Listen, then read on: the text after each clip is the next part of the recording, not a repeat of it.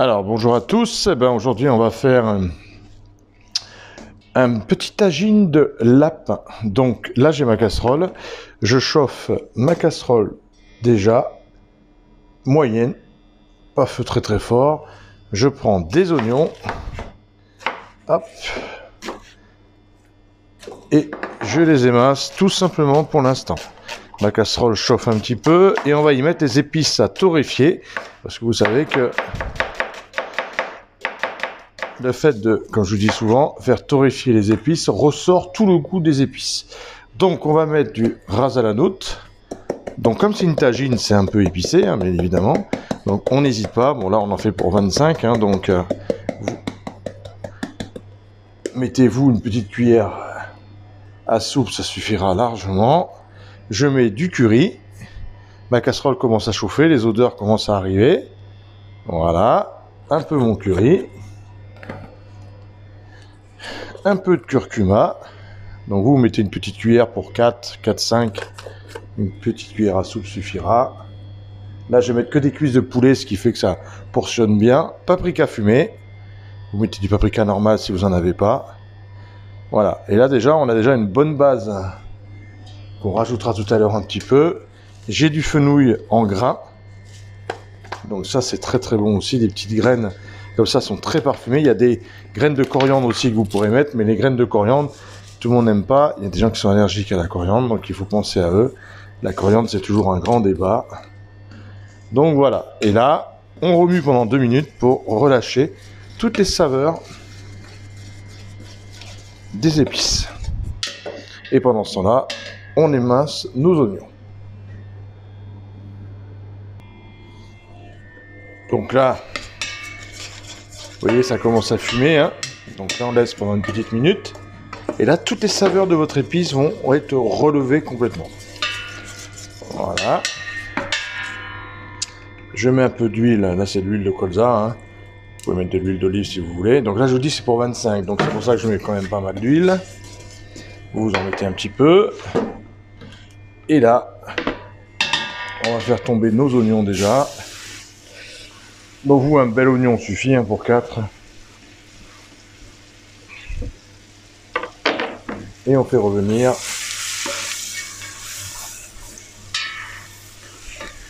nos oignons dans tous nos épices. Voilà. Et on laisse fondre un petit peu nos oignons. Toujours feu moyen, tranquillement. Alors ensuite, on met des champignons de Paris. Donc vous, pour 4, vous en mettez allez, 5.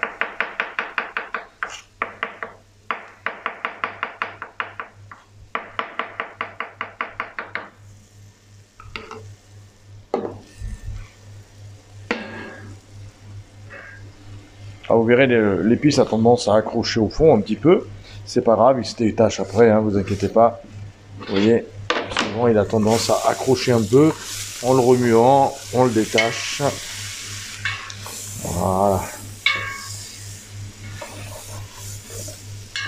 Ça va bien relever, hein.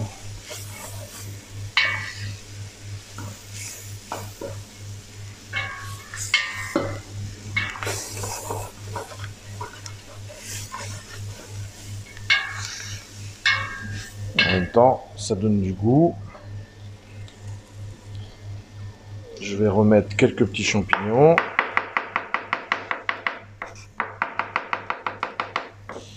Voilà, hop, il s'est fait la malle.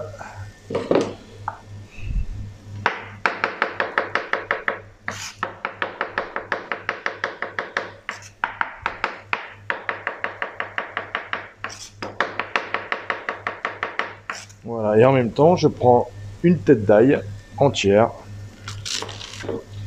Hop, je l'ouvre en deux. Je mets mes ailes, si elle tient pas, comme ceci dedans. Celle-là, elle tient, je la mets entière. Et voilà, et je fais encore revenir tout ça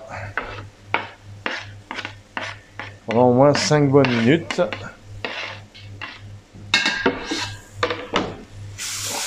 Vous voyez, l'épice accroche un peu. Voilà, et là on commence à avoir les parfums. Impeccable.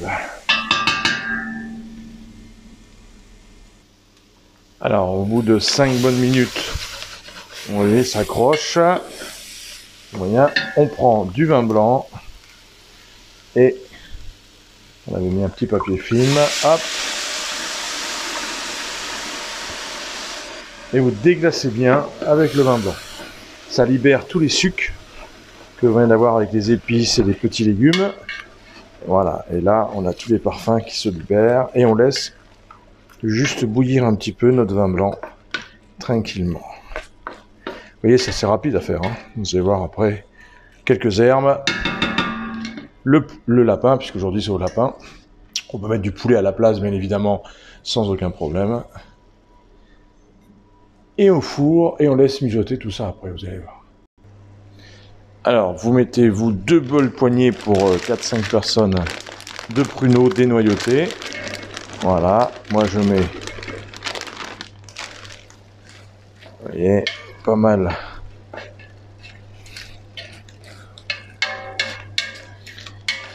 Voilà.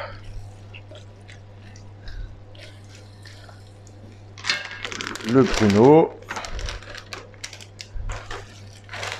Moi je mets un petit kilo, c'est pour 25. Hein. Voilà, je laisse toujours bien mijoter dans le vin blanc tout ça. On commence à avoir des parfums sublimes. Voilà.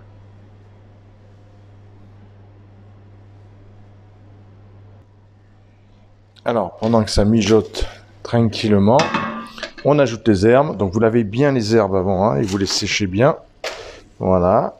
Et on va émincer le persil. Pas le hacher.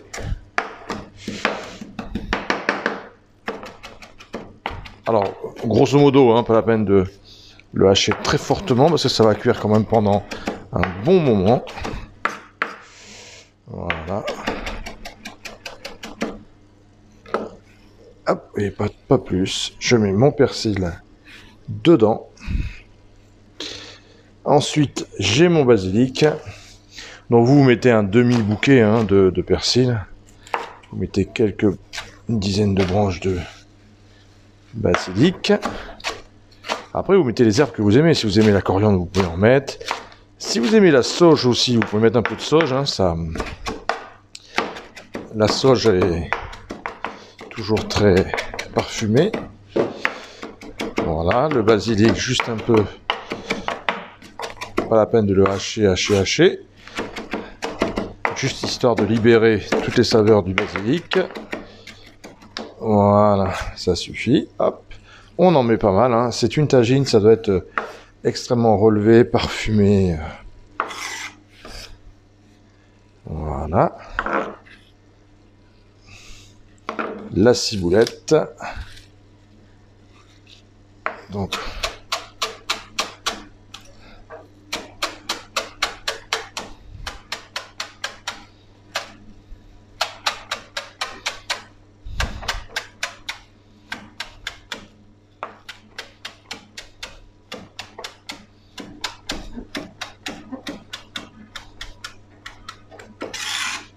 la ciboulette, on va prendre plutôt la planche parce que ça fait beaucoup de morceaux. Hop, voilà. On met bien. Et là, on remue bien. Ah là, on a du parfum. Hein. Voilà. Oh là là, ça sent trop bon. Donc ensuite, on va y mettre une boîte de sauce tomate, enfin de tomates concassées, voilà, parce qu'en ce moment, c'est pas la saison des tomates, hein, donc on prend une boîte. Pas la peine de mettre de concentré de tomate, hein, avec les épices, tout ça. Pas besoin de rajouter de la couleur en plus ou du goût de tomate en plus qui risquerait de dominer, donc on met pas trop de tomate. Et on verse notre tomate.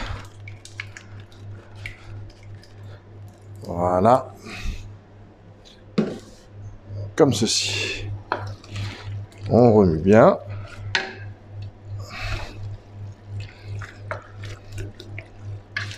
On va y mettre un petit peu d'eau pour détendre tout ça.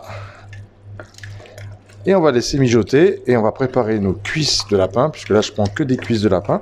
Vous pouvez prendre un lapin entier bien évidemment. Vous pouvez remplacer, donc je vous ai dit, avec du poulet également.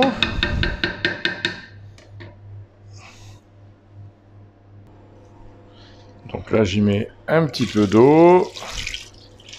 Voilà, histoire de détendre, vous voyez, que ça ne fasse pas quelque chose d'assez compact, hein. Il faut que ce soit un jus assez sympa. Et là on a vraiment quelque chose de très coloré, très parfumé. Ça va être au top du top. Voilà. Et après, bien sûr, alors si vous avez un plat à tagine, là j'en ai pas, vous mettez tout ça dans un plat à tagine, le petit lapin par-dessus, vous le mettez au four comme nous on va le mettre. Là on va le mettre au four à 150 degrés. Je vais le laisser cuire 2 heures, facile, à 150 degrés. Et je vais bien couvrir mon plat que je vais mettre au four, ce qui va faire l'effet tagine. Alors l'avantage de la tagine, c'est bien sûr le truc en triangle qui fait que la vapeur circule bien à l'intérieur. C'est une cuisson assez sympa. Mais là, on va faire le même résultat. On aura quand même un résultat type top. Donc là, je laisse mijoter un petit peu pendant 10 minutes, pendant que je fais revenir mes cuisses de lapin. Alors, j'ai pris mes petites poêles. Voilà, je chauffe mes petites poêles. Voilà, je vais juste faire marquer en fait mes cuisses de lapin. Donc là, je prends mes cuisses de lapin. Donc là, c'est un bon petit producteur local. Hop. J'enlève un truc qui dépasse.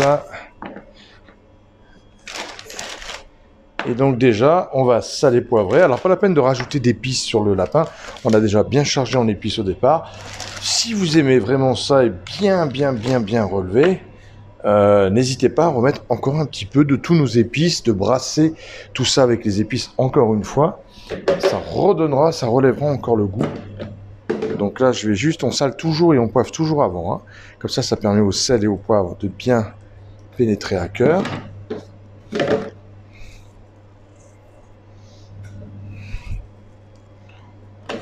Voilà, et je mets un peu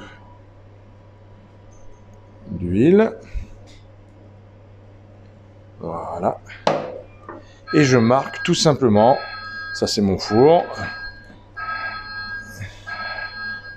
Je mets ma viande, même si c'est pas très chaud encore, c'est pas trop grave.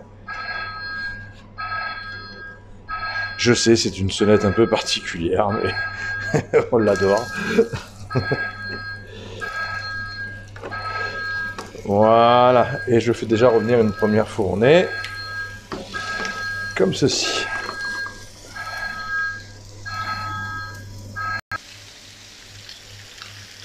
Mon lapin commence à être saisi, on le saisit juste, hein, pas la peine de... On le cuit pas, hein. On le saisit juste, voilà. On le marque, on va le mettre directement dans notre plat, ensuite on va mettre toute notre sauce tagine, nos petits légumes, les pruneaux, tout ça, par-dessus, on va bien mélanger, on va le couvrir, et on va laisser cuire 2 heures. Vous pouvez même laisser 2h30, hein, c'est pas gênant, à 150 degrés. De temps en temps, vous ouvrez le four, vous remuez un petit peu tout, pour qu'il soit bien fondant dedans. Et vous n'avez plus qu'à le servir après. Voilà. Assez simple à préparer, beaucoup de goût. On laisse encore saisir un peu. Le fait de bien marquer la viande, ça permet à l'élément de bien tenir pendant la longue cuisson qu'il va y avoir. Vous voyez, on va le mettre, nous, on le met dans des plats gastro comme ça, hein, pour aller dans notre four, c'est beaucoup plus pratique. Vous le mettez dans votre plat normal, hein, bien évidemment. Le même principe, hein, vous fermez bien. Et au four pendant... Voilà, là on est bon. Vous voyez, pas plus, hein. Pas la peine de... Voilà, hop, et derrière je remets une fournée. Sinon on prépare pour 25, mais vous, 5-6 ça suffit, pas selon le nombre que vous faites, hein. Vous voyez, voilà. On le met bien.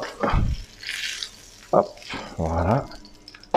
On a réassaisonné les autres. Il nous reste largement assez d'huile. Et on marque les autres. Voilà.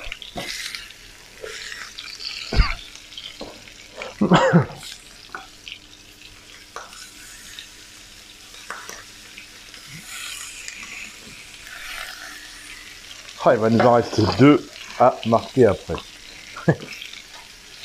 Voilà.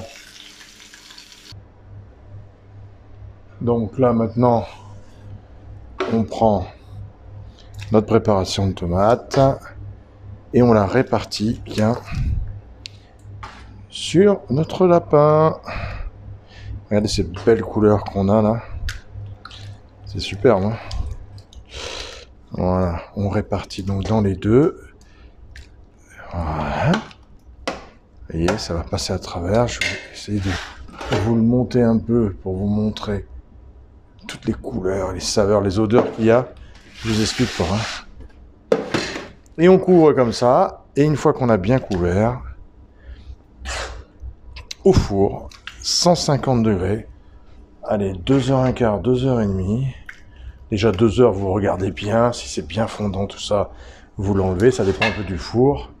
150, pas plus, hein, pas 190, hein, 150. Et ensuite, dégustation. Nous, on va le faire sûrement avec de la semoule et des petits légumes sautés à côté, encore malgré les petits légumes qu'il y a dedans.